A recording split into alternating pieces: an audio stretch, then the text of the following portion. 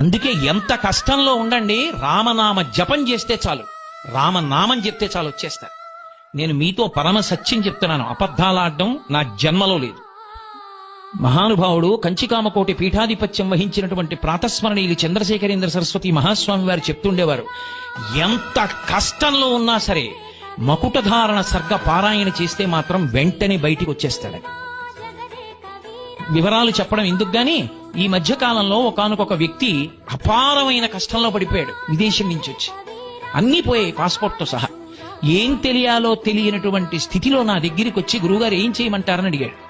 మకుటధారణ సర్గ చదువుకోండి అన్నాను. మకుటధారణ సర్గ పారాయణం 3 రోజులు చేశాడు. నాకు చెప్పడానికి కూడా సమయం లేక అతనికి అన్నీ దొరికేసాయి, తీసుకొచ్చి ఇచ్చేశారు. వెళ్ళిపోయి విదేశాలు.